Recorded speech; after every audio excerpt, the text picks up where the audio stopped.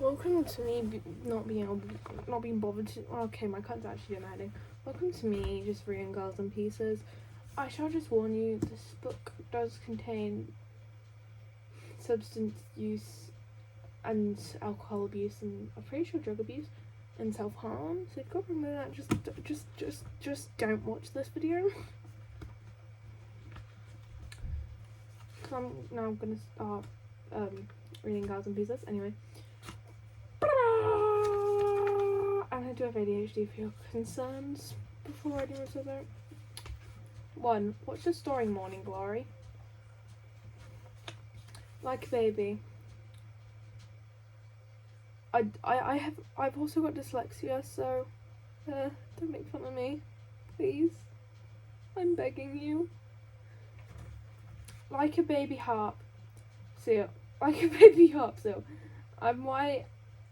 I'm all white. My forearms are tightly bandaged. Thickly bandaged and heavy as clubs. My thighs are wrapped tightly too. White gauzes peeks out from my shorts. Nurse Ava pulled from where I keep getting notifications about my best friend, and like it kind of annoys me. Nurse Ava pulled from the lost and found box behind the nurse's station. Like an orphan, I came here with no clothes. Like an orphan, I was wrapped in a bedsheet and left on the lawn of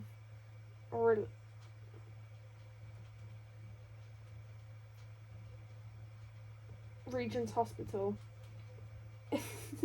in the freezing cold sleet and snow.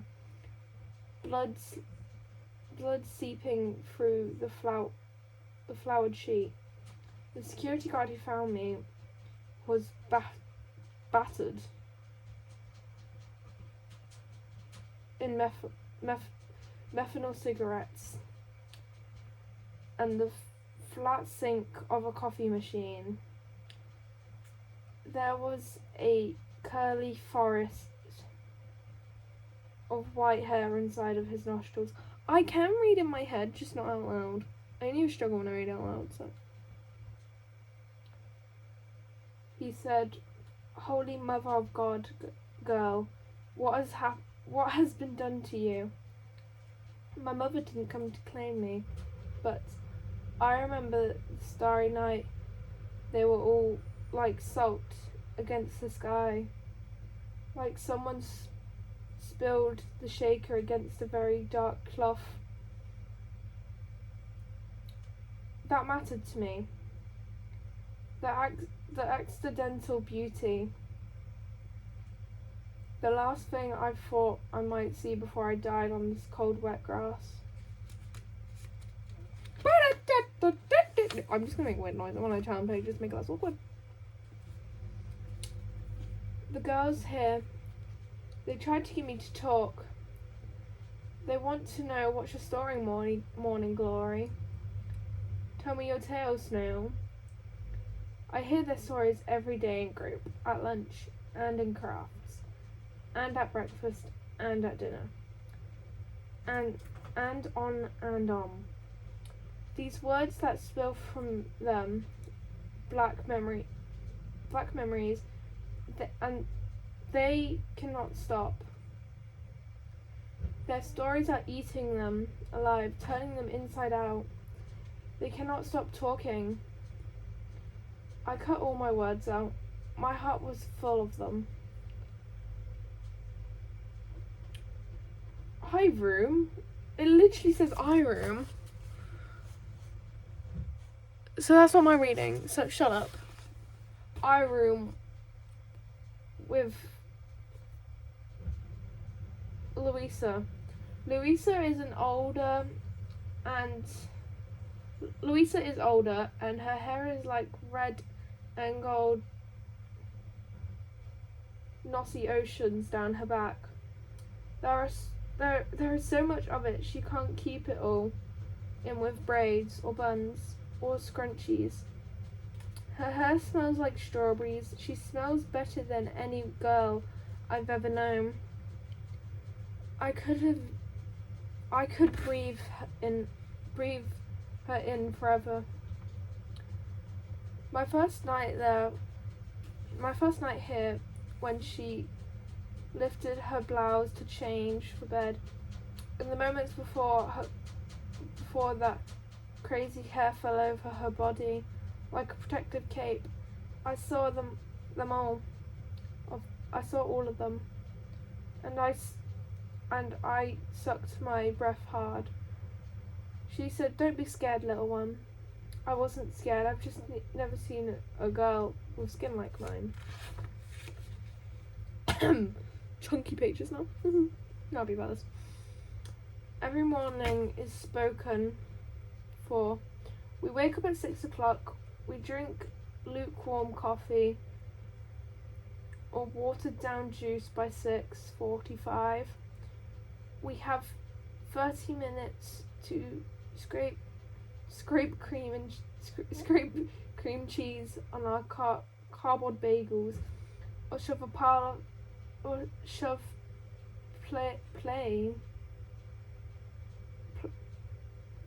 pale eggs in our mouths, or swallow lumpy oatmeal. At 7:14 we shower in our rooms.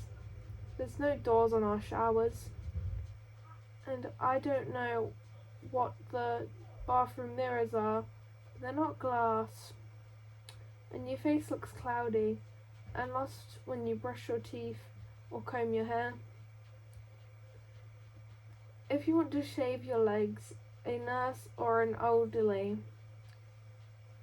has to be present, but no one wants that, so our legs are hairy like boy legs. Oh my fucking god, I can't believe I just said that. By 8:30 we're in group, and that's when the stories spill and tears spill. Some girls yell and some girls groan, but I just sit and sip. And that's awful older girl.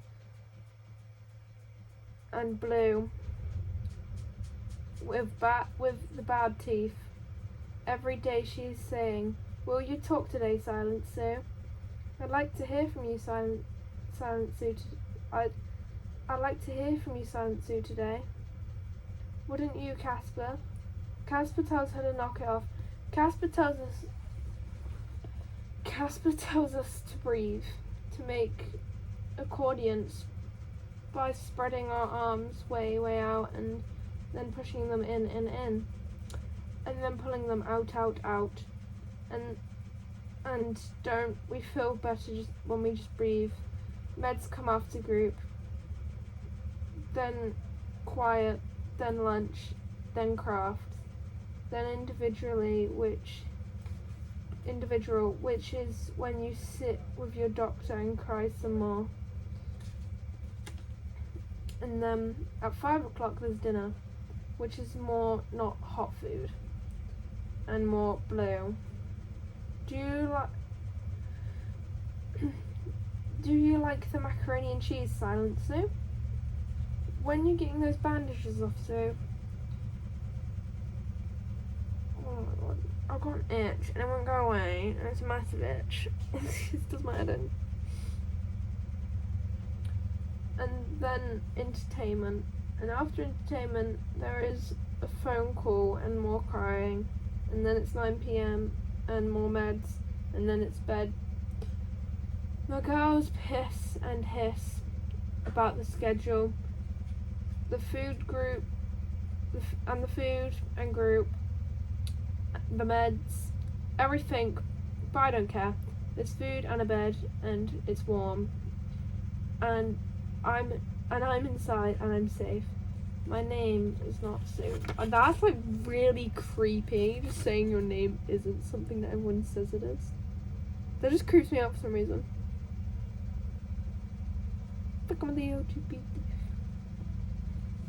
Jen's is a... I've read the wrong one. I was about to say what I just said, but it just came to my head. That's really racist. Jen is an Ica. shorts and twinkling scars running up and down her arms and legs. It does say Nika, by the way. Not what I read. But you know. She wears shiny athletic shorts. She's taller than anyone. And except Dr. Dooley. She drapes an invisible basketball up and down the braid hallways. She shoots at an invisible hoop. Frances is a human pincushion. She pokes her skin with knitting needles and sticks and pins, whatever she can find. She has angry eyes and spits on the floor. Sasha is a fat girl, full of water. She cries in every group. She cries at meals. She cries in her room. She will never be Jane. She's a pain cutter. The fat red lines cross Thatcher's stomach. She doesn't go deep. Iris is a burner. Scabby cellular mounts dot her arm. That was like a really weird word for my brain. See, I'm getting better with reading for anyone who's in my English group, so you can shut the fuck up. My mom's probably gonna walk in and be like, what are you talking to? There is something in group about rope and boys. Rope and boy cousins and the basement. But I shut myself off for that. I turned up my inside music. Blue is a fantasy bird with her pain. I read plain. She has a little bit of everything. Bad daddy. Whoa, I was calling someone else on the other day. Anyway. Meth teeth, cigarette burns, razor slashes. Linda and Kate cuddles. Wait, Linda and Kate and cuddles were grandma's house dresses. Who names a child Cuddles? Her slippers are stinky. There are too many of her to keep track of. The scars are all over the inside, along with her people. I don't know why she's with us, but she is. She smears mashed potatoes on her face at dinner. Sometimes she vomits for no reason, even when she's completely still. You know there is a lot happening inside of her body, and that is not good. I know people like her on the outside. I stay away from her sometimes. I can't breathe in this goddamn place. My chest feels like sand. I don't understand what's happening. I was too cold and too long outside. I can't understand the clean sheets and the sweet smelling bedspread. What the I'm not gonna question that. And the food that sits before me in the cafeteria. And magical and warm. I start to panic and shake and choke. And Louisa, she comes up to me very close to me in our room when I'm wedged into the corner. Her breath on my face is teeming. What the I swear to God I'm reading wrong. No, I'm not. That's actually what it says. She cups my cheeks and even makes me flinch. She says, "Little one, you're with your people." Don't ask why I keep doing this. I don't even know myself.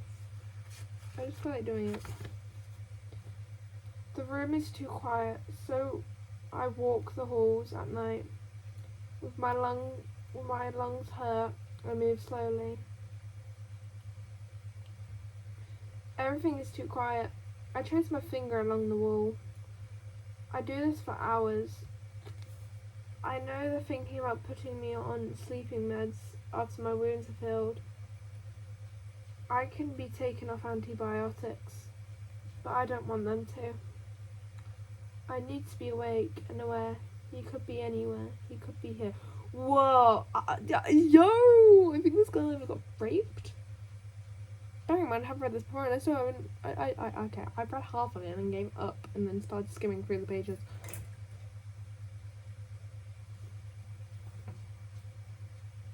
Hello?